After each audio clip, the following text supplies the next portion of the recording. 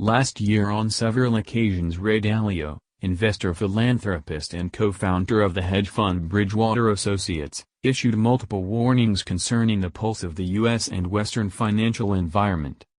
The cautionary call by the celebrated financier, and now the finance coach for the hip-hop king Sean Diddy Combs, spanned the entirety of 2019, ringing sirens concerning political social consequences of excessive wealth inequality, sky-high levels of public and private debt, and the central bank's inability to implement sustainably effective policies and reining in the mounting monetary stress that has been accumulating since the 2008 Great Recession. In his LinkedIn piece published in August, Dalio observes certain parallels between the factors that triggered the Great Depression nearly a century ago with circumstances seen today, as well as the protracted trade war between Washington, D.C. and Beijing potentially escalating into full-fledged capital war. It is needless to point out that such warning, introspection, and call for action to mitigate possible impending crisis, or worse, chain of crises, is nothing new among investors. It is also standard part and parcel practice of geopolitical intelligence and risk management fields, to collect, assess and disseminate to clients, a process known as intelligence cycle, possible situations on the horizon and articulate possible tactics to avert potential losses and if possible, maximize opportunities. Despite some smaller independent media outlets and financial advisory platforms also having pointed out several negative trends in the area of finance and economy, this type of sustained warnings issued by Dalio are still rather conspicuously absent in conventional mainstream media.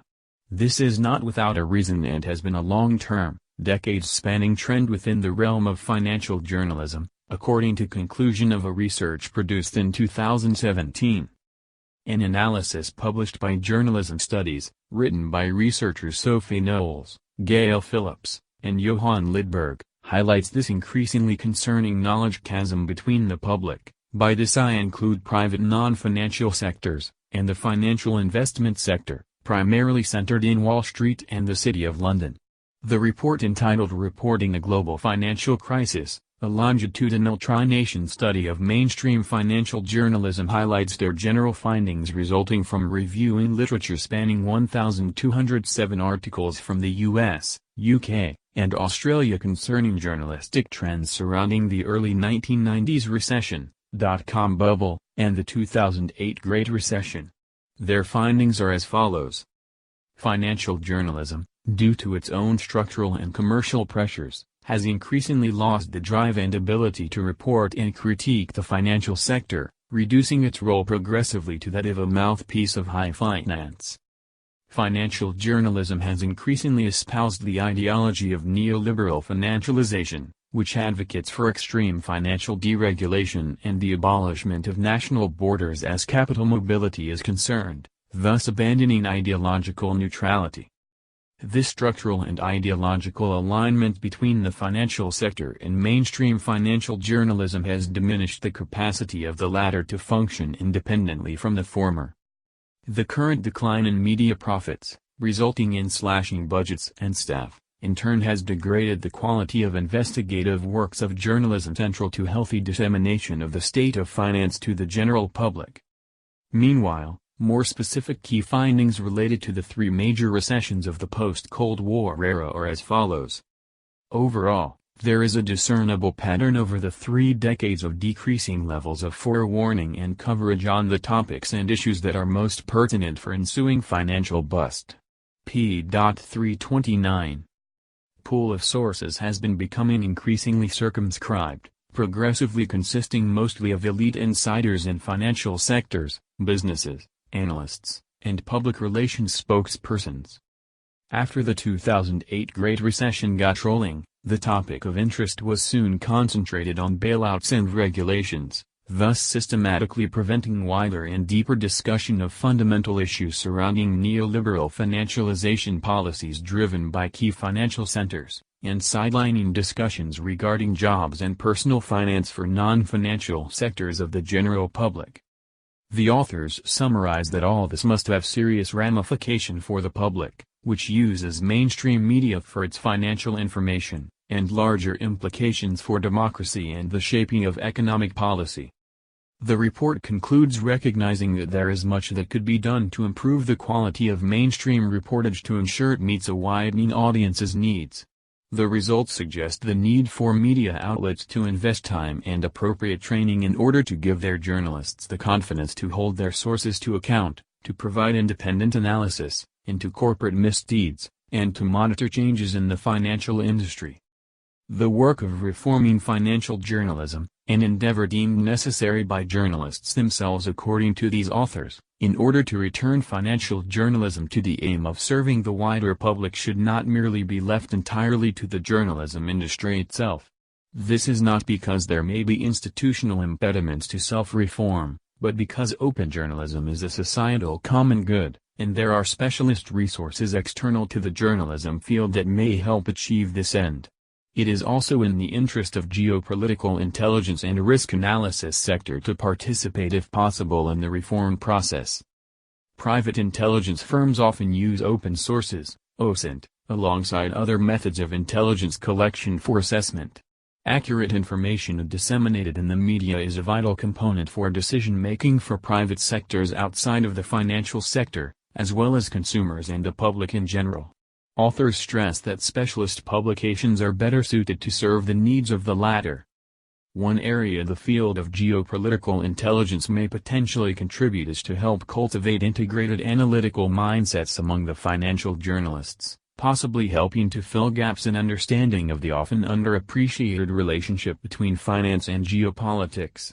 Politics is often inseparable from geographic environment, while finance is the blood flowing in the arteries of economy. And of course, economy and politics are in turn symbiotic.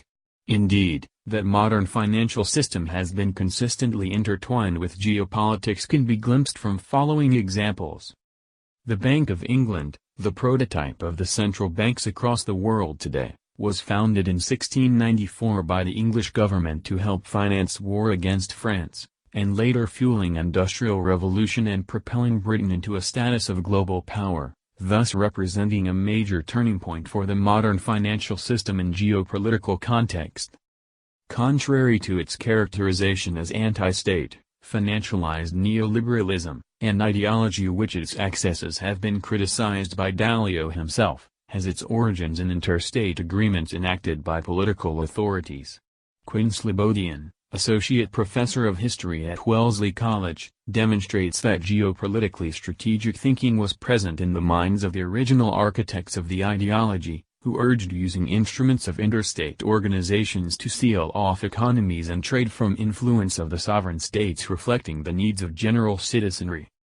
Likewise, Eric Hellener, political scientist at University of Waterloo and specialist in financial globalization, has written extensively on the active role of the state in creating territorial currencies, the lifeblood of modern finance, and essential role of the state-backed institutions in creating and sustaining modern globalization. Hellener notes emphatically that despite assertions to the contrary, the globalization of finance has strengthened U.S. power rather than undermined it via structural power erected by political policies, and that globalization of finance was not an unstoppable or inevitable force, but rather one authored by states. Lately it has been in the vogue to talk about the return of geopolitics, yet it is not even clear if it really ever left the global stage. Nevertheless, it is clear that there is a seismic shift occurring characterized by great power politics and financial aspects of it moving to the fore. Now, the third decade into the 21st century, many of our institutions are seen to be broken, and the establishment media is of no exception, ineffective in conveying relevant information to the general public, while myopically serving parochial interests of select sectors of the society. In 1939, British analyst E. H. Carr noted that the opinion-making institutions rank as one of the triads of power along with the political and the economic, and warned that in the democratic states media are trending towards centralized control. The 20 Years Crisis, 1919 to 1939 p. 135. This prognostication has been especially on target in this century, in tandem with the rise of media outlets owned by the big tech. As noted by David Brooks of the New York Times in his recent piece, diversity of ideas is desperately needed. This is especially true for the area of financial journalism, as demonstrated by the aforementioned study on the media's lack of diversity on financial perspectives. In this era of geopolitical convulsions and opportunities afforded by them, or what risk analyst Milena Rodban calls geopolitical flux, the field of geopolitical intelligence possesses important paradigms and resources to help journalists contextualize events and information. Collaborative efforts, workshops, seminars, classes etc., to help finance journalists get up to speed on geopolitical paradigms, may turn out to be a small but yet a significant step toward a reformed media that is necessary in this increasingly chaotic period of history in which we find ourselves.